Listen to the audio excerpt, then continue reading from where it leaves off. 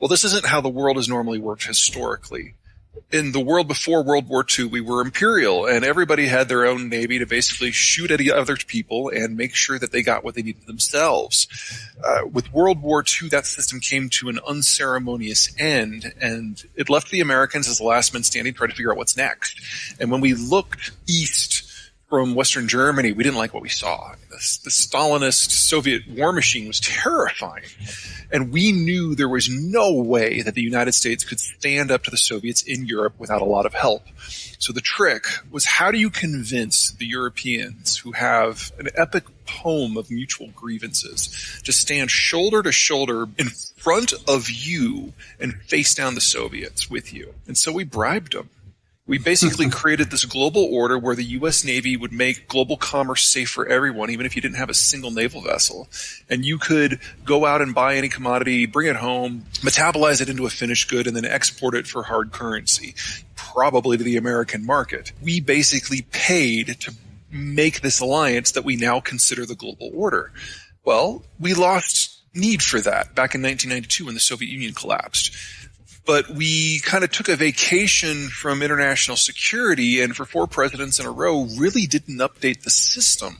So the U.S. kept paying for the system for everyone else, but not really gaining any benefit, because the whole idea was we pay you to be on our side. There was no economic upside to the United States for this. And now, 30 years on, Americans have completely lost interest. So the book is about how we got to where we are in the very first chapter, and after that it's about how it all falls apart and who starts to pick up pieces of the international system when there is no international system. So it's about the countries that we think of as the countries of the future and showing why they're really going to collapse, and how these countries that we think of as second and even third-rate places actually are going to rise to dominate the human condition.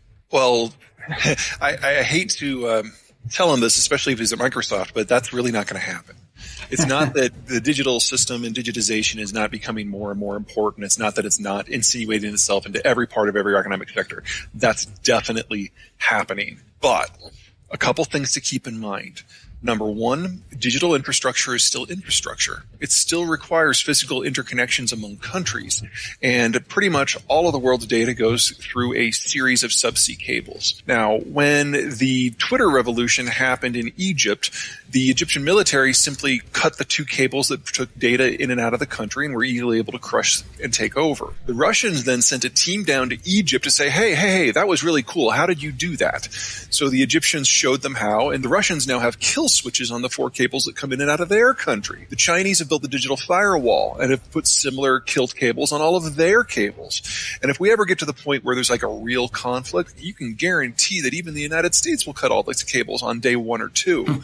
So we're moving away from a global digital infrastructure and into a more national system. There will be kind of regional blocks. I think the Western Hemisphere writ large will be more or less in one piece. But without the European Union, the European system is probably going to crack apart. And then, of course, all the other major powers are going to have their own. It doesn't mean there's not a place for digital, but you have to keep it in perspective. The second thing to keep about digital in specific and tech in general is it's not cheap. It's one of the most expensive things that we've learned how to do, especially when it comes to development and application. Well, we're deep. We're well past the point of no return in a global demographic inversion.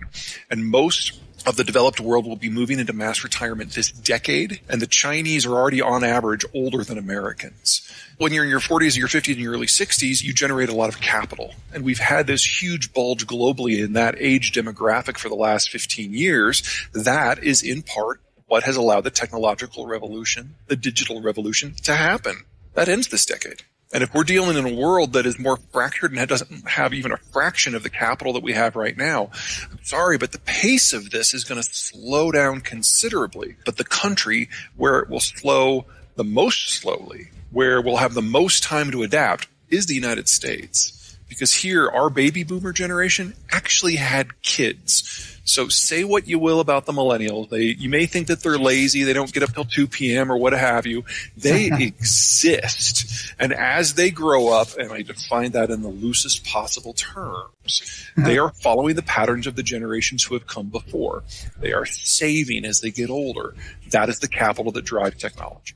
At least here we have the millennials. They don't exist in places like Canada or Germany or Japan or Korea or Thailand or Italy? There are a lot of ways to answer that question, so let me just kind of break it into three general pieces. First of all, there's something to be said for the general breakdown in international cooperation and early warning systems that have happened in the United States and around the world where we could have done better. That's fair. But keep in mind that the Chinese sat on all their data. They're still not sharing all of their data. So the first country outside of China that really had an experience was Korea, and that was basically at a megachurch. It was a cluster study, yes, but not an epidemic. The second one was in Iran, a country that no one has great relationships with and maybe isn't the best at data collection. The third country is Italy.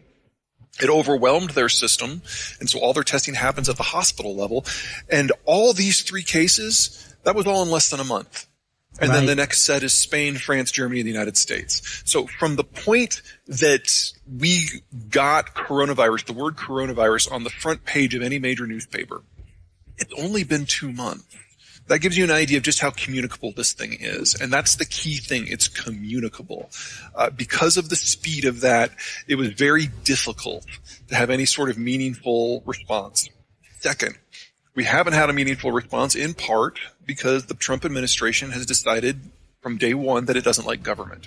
So there are still thousands of positions that are unfilled throughout the federal bureaucracy, including positions that would deal with issues like this, or deal with foreign cooperation on issues like this. There just aren't senior staff there to make calls, and that has absolutely hampered everything that we've been doing. And then the third issue is where we're going. Because this is 3 times as communicable as the flu, because about 1/5 of the people who contract the illness have to be in hospital for at least a little bit, we're talking about something that is going to take the wind out of the sails of the global economy, not for weeks, not for months, but probably until we get a vaccine. That will probably be in the summer or fall of next year. I don't want to leave you all depressed. There is a lot of new breakthroughs that we've had in genetics in the last few years. They're being applied to one strain of this vaccine effort, which is already 2-3 months ahead of schedule. So it is theoretically possible we'll have a working vaccine by this fall. Probably not for everybody, maybe for healthcare workers, but that would still break the back of this. But that means everything's offline. The only way that you can prevent mass infections is to go into lockdown. For the industrialized world, that brings a lot of things to the halt. To the developed world where social distancing is not possible, you're talking mass deaths, mass dislocations, and completely excising them from the global economy. Now, my position is because of demographics and geopolitics, this was going to be the last decade of the global order. It was all going to break down. We were going to go back to a more regional system with individual countries kind of having their own little spheres of influence. Coronavirus has sped that up because if this only lasts a year, by the time that this is over, we're going to be so close to the gross twilight of the baby boomer generation that there won't be time to rebuild afterwards before they vanish from the workforce and vanish as capital providers. You could argue that some parts of Europe are there already. And if you take the developing world offline and break all the supply chain systems, then everybody has to rebuild their manufacturing systems locally out of necessity. We're not going to go back to the old system. So coronavirus has probably taken 5 years off the clock of how long it would take the global system to break down. 2020, this may well be the year.